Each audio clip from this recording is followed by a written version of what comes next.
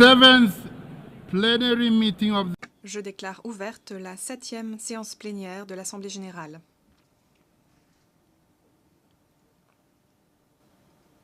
not moving. Okay.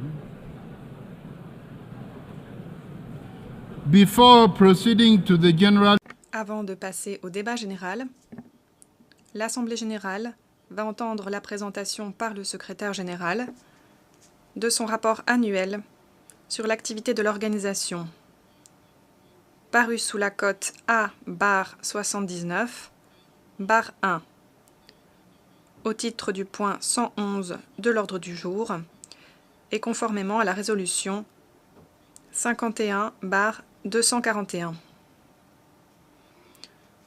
Je donne maintenant la parole au secrétaire général des Nations Unies, Son Excellence Antonio Guterres.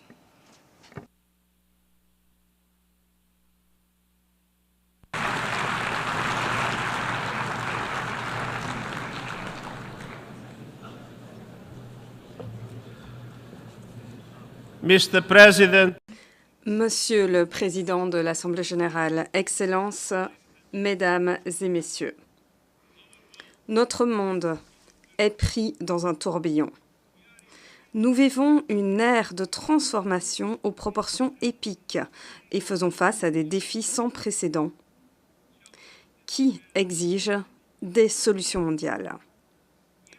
Et pourtant, les divisions géopolitiques ne vont qu'en s'aggravant. La planète continue de se réchauffer. Les guerres font rage sans que l'on sache comment elles vont se terminer.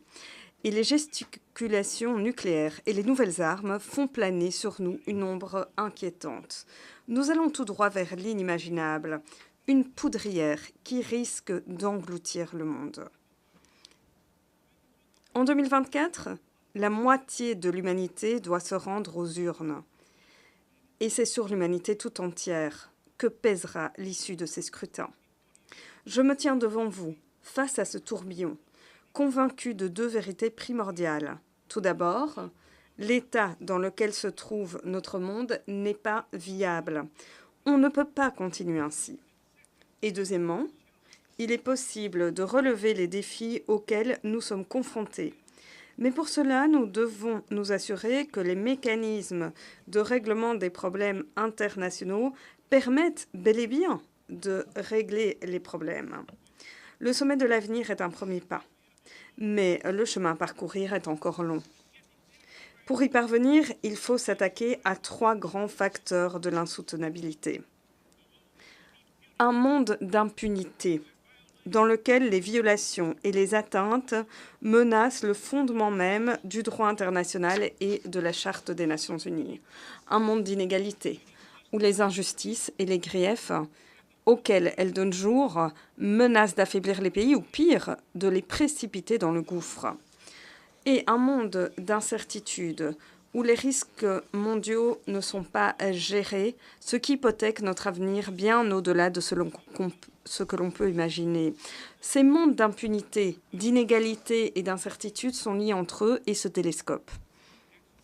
Excellence, le degré d'impunité dans le monde est indéfendable, sur le plan politique et moralement intolérable. Aujourd'hui, un nombre croissant de gouvernements et d'autres acteurs se sont autorisés à bénéficier comme au Monopoly d'une carte « Vous êtes libéré de prison ».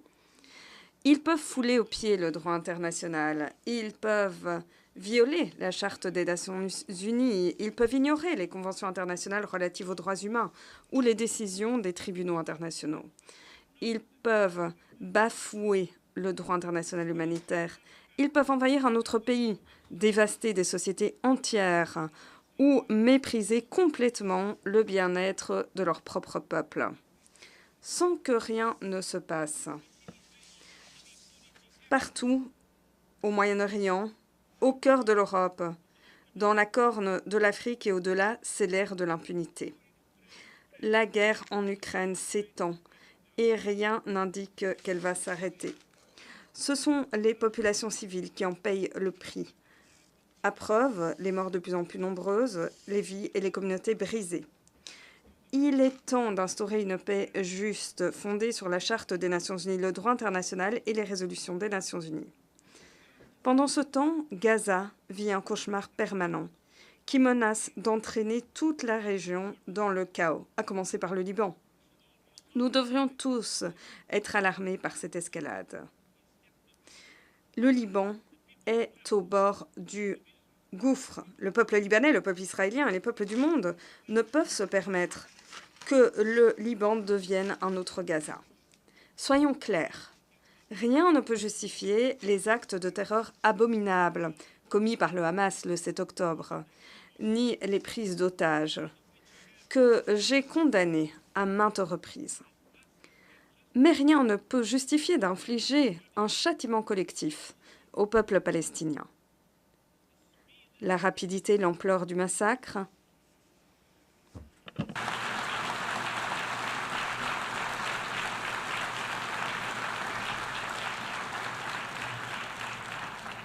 the speed la rapidité et l'ampleur du massacre et des destructions à Gaza ne ressemblent à rien d'autre de ce que j'ai connu depuis que je suis secrétaire générale. Plus de 200 membres du personnel des Nations Unies ont déjà été tués et souvent des membres de leur famille ont aussi péri à leur côté. Et pourtant, les femmes et les hommes des Nations Unies continuent d'accomplir leur mission, de fournir de l'aide humanitaire. Et je sais que vous vous joignez à moi pour rendre un hommage appuyé à l'UNRWA et à tous les humanitaires à Gaza.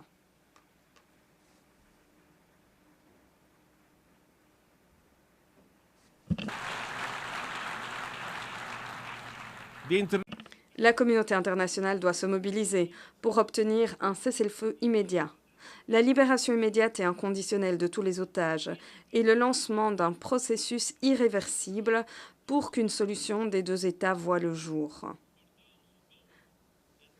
J'aimerais poser une question à ceux qui continuent de saper cet objectif en multipliant les implantations, les expulsions, les provocations.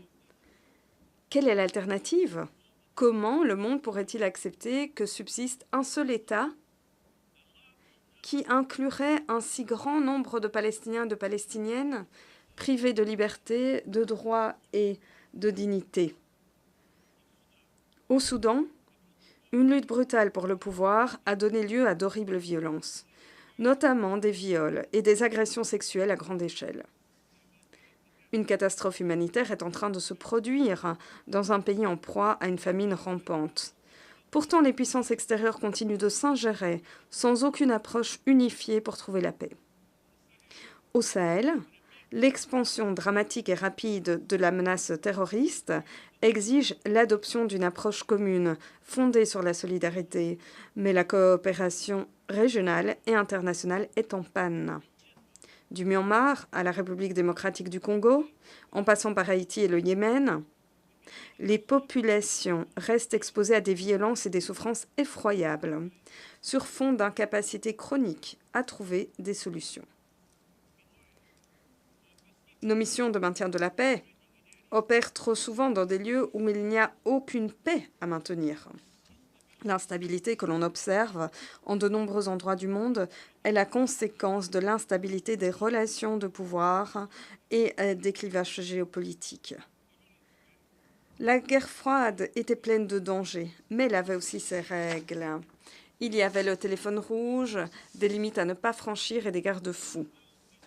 On a parfois l'impression que l'on n'a rien de tout cela aujourd'hui. Nous ne vivons pas non plus dans un monde unipolaire. Nous sommes en train de passer à un monde multipolaire, mais nous n'y sommes pas encore. Nous sommes en fait dans le purgatoire de la polarité. Et dans ce purgatoire, de plus en plus de pays occupent les espaces laissés vides par les divisions géopolitiques et font ce qu'ils veulent sans avoir à rendre de compte. C'est pourquoi il est plus important que jamais de réaffirmer la charte, d'appuyer et de respecter le droit international et de renforcer, d'appliquer les décisions des tribunaux internationaux et de renforcer les droits humains de par le monde, partout et en tout lieu.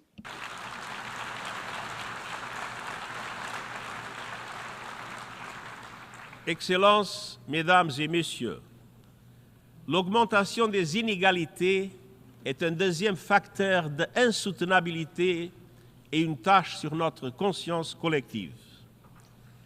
L'inégalité n'est pas une question technique ou bureaucratique. Au fond, l'inégalité est une question de pouvoir, aux racines historiques.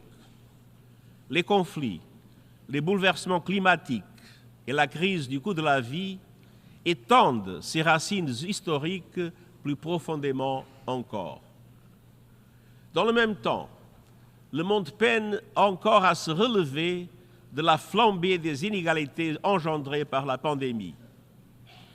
Si l'on regarde les 75 pays les plus pauvres du monde, un tiers d'entre eux se trouve aujourd'hui dans une situation pire qu'il y a 5 ans.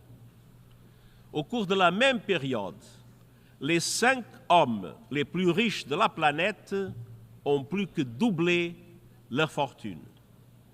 Et 1% des habitants de la planète détient 43% de l'ensemble des avoirs financiers mondiaux. Au niveau national, certains gouvernements découplent les inégalités en accordant des cadeaux fiscaux massifs aux entreprises et aux ultra-riches au détriment des investissements dans la santé, l'éducation et la protection sociale. Et personne n'est plus lésé que les femmes et les filles du monde entier. Excellences, la discrimination et les abus généralisés fondés sur le genre constituent l'inégalité la plus répandue dans toutes les sociétés. Chaque jour, il semble que nous soyons confrontés à de nouveaux cas révoltants de féminicide, de violences fondées sur le genre et de viols collectifs en temps de paix comme en temps qu'arme de guerre. Dans certains pays, les lois sont utilisées pour menacer la santé et les droits reproductifs. Et en Afghanistan, les lois sont utilisées pour entériner l'oppression systématique des femmes et des filles. Et je suis désolé de constater que malgré des années de beaux discours, l'inégalité de genre se manifeste, et je vous demande pardon de le dire, elle se manifeste aujourd'hui encore pleinement dans cette enceinte. Moins de 10% des intervenants au débat général de cette semaine sont des femmes. C'est inacceptable, surtout quand on sait que l'égalité entre les hommes et les femmes contribue à la paix, au développement durable, à l'action climatique et bien plus encore. C'est précisément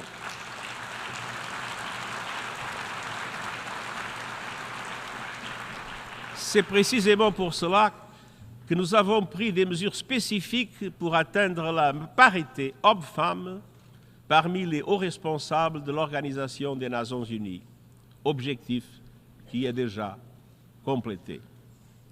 C'est faisable. J'exhorte les institutions politiques et économiques du monde dominées par les hommes à le faire aussi. Excellences, les inégalités mondiales se reflètent et se renforcent jusque dans nos propres organisations internationales. Le Conseil de sécurité des Nations Unies a été conçu par les vainqueurs de la Seconde Guerre mondiale. À l'époque, la majeure partie du continent africain était encore sous domination coloniale. À ce jour, l'Afrique n'a toujours aucun siège permanent au sein de la principale instance de paix du monde. Un changement s'impose. Et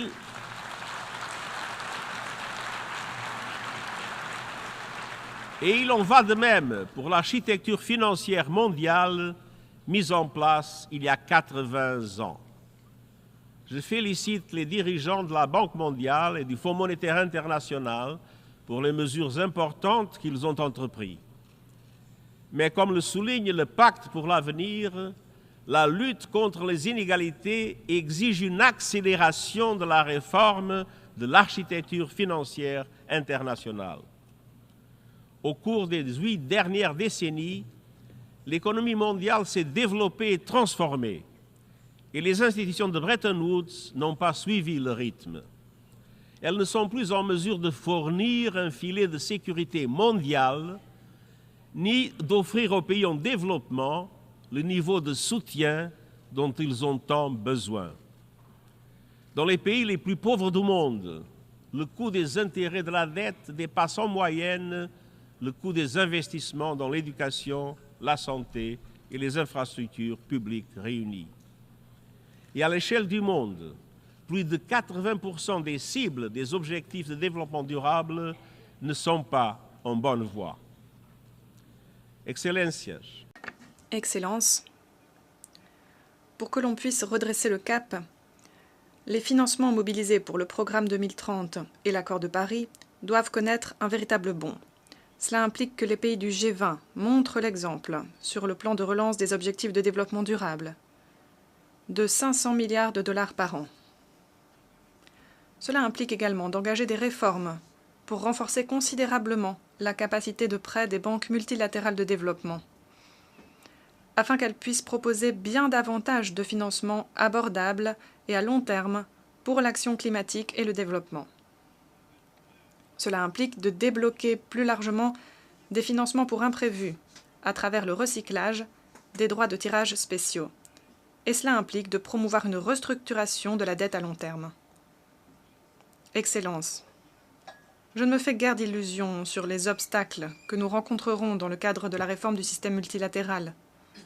Ceux qui détiennent le pouvoir politique et économique, et ceux qui croient le détenir, ont toujours une aversion au changement. Pourtant, le statu quo ébranle déjà leur pouvoir. Sans réforme, la fragmentation est inévitable, condamnant les institutions mondiales à perdre en légitimité, en crédibilité et en efficacité. Excellence. Le troisième facteur de l'insoutenabilité de notre monde est l'incertitude. Le sol se dérobe sous nos pieds. L'anxiété est à son comble. Les jeunes en particulier comptent sur nous et recherchent des solutions.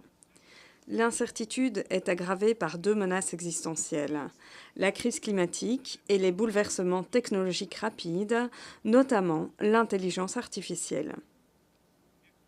Excellence, nous assistons à un véritable effondrement du climat.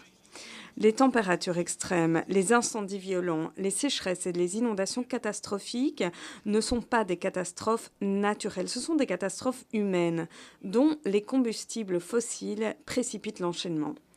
Aucun pays n'est épargné.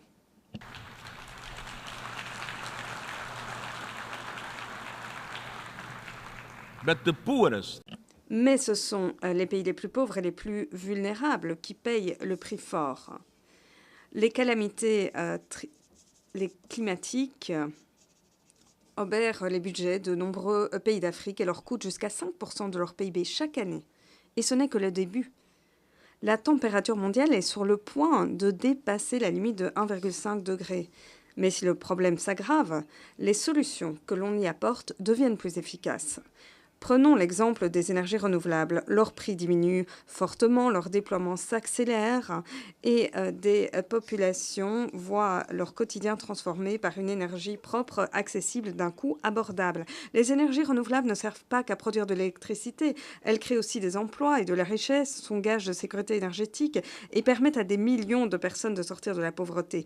Cela ne doit pas passer par le pillage des pays en développement. Notre groupe, chargé de la question des minéraux essentiels, a recommandé que des mesures équitables et durables soient prises pour répondre à la demande mondiale dans ces ressources indispensables à la révolution des énergies renouvelables. Excellence, il est certain qu'un monde sans combustible fossile verra le jour. En revanche, rien ne dit que la transition sera rapide ou équitable. Cela dépend de vous. D'ici à l'an prochain, tous les pays devront élaborer de nouveaux plans d'action nationaux pour le climat ambitieux ou déterminer leur contribution au niveau national. Ils devront faire converger leur stratégie énergétique nationale, leurs priorités en matière de développement durable et les ambitions climatiques. Ils devront ne pas dépasser la limite de 1,5 degré, couvrir l'ensemble de l'économie et concourir à la réalisation de tous les objectifs de transition énergétique convenus lors de la COP 28. Dans le rapport qu'elle a publié aujourd'hui, l'Agence internationale de l'énergie chiffre le niveau d'ambition à atteindre. D'ici à 2035, en moyenne, les émissions de gaz à effet de serre doivent diminuer de 80% dans les économies avancées, de 65% dans les marchés émergents. Les pays du G20 sont responsables au total de 80% des émissions. Ils doivent mener la charge en respectant le principe des responsabilités communes mais différenciées et en tenant compte des capacités de chacun, en fonction des différents contextes nationaux. Mais cette action doit s'inscrire dans une démarche collective et suppose la mise en commun de ressources, de capacités scientifiques et de technologies abordables à l'efficacité avérée. J'ai l'honneur de collaborer étroitement avec le président Lula du Brésil, dont le président préside le G20 et accueillera la COP30, afin de garantir le plus haut degré d'ambition possible, d'accélérer le rythme des progrès et de favoriser la coopération. Je viens de le rencontrer à cet effet. Les financements sont d'une importance cruciale. La COP29 arrive à grands pas. Elle doit être l'occasion de fixer un nouvel objectif ambitieux en matière de financement. Il faut également que le fonds pour les pertes et les préjudices soit à la hauteur de l'enjeu. Et les pays développés tiennent leurs promesses en matière de financement de l'adaptation. Il aurait venu de faire bouger les lignes face à une situation insensée. Nous continuons de récompenser les pollueurs qui détruisent notre planète. Le secteur des combustibles fossiles continue d'engranger des profits et des subventions considérables.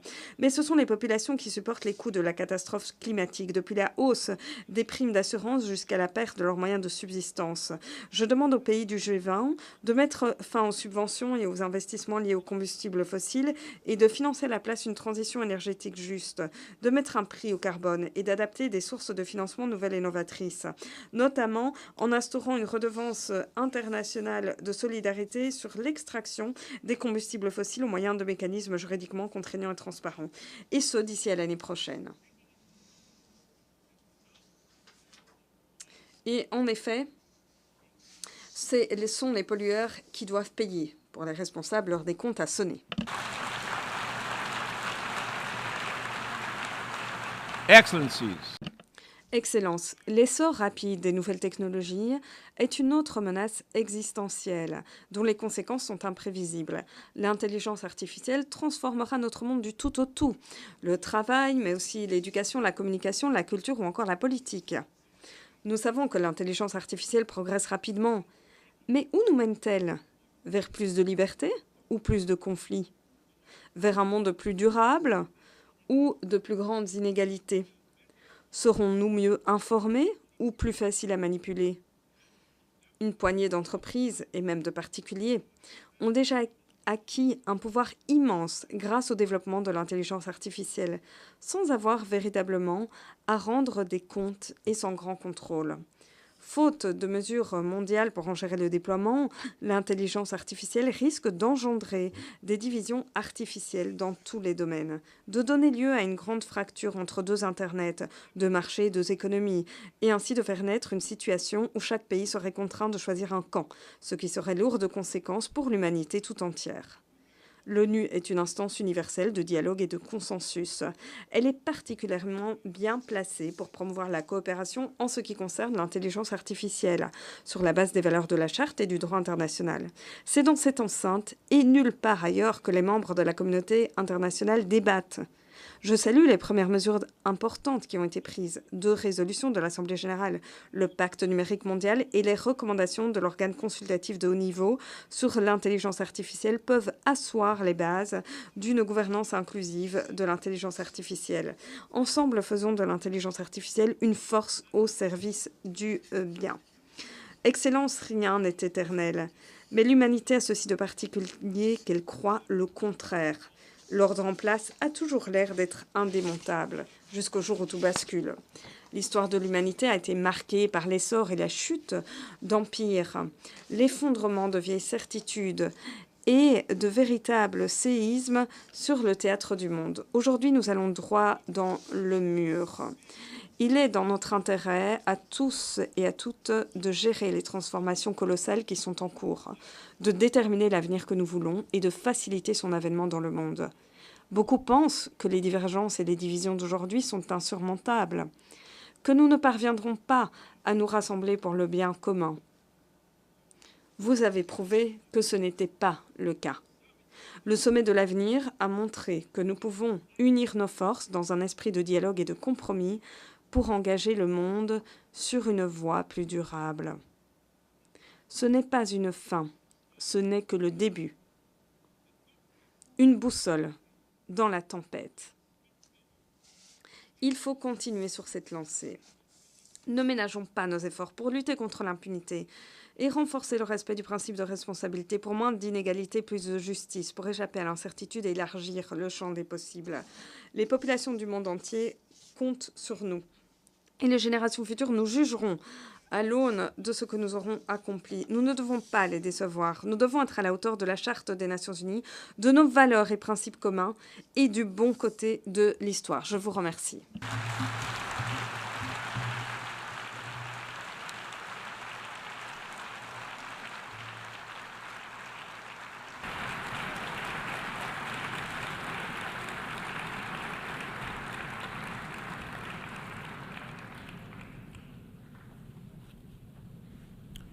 I Je remercie le secrétaire général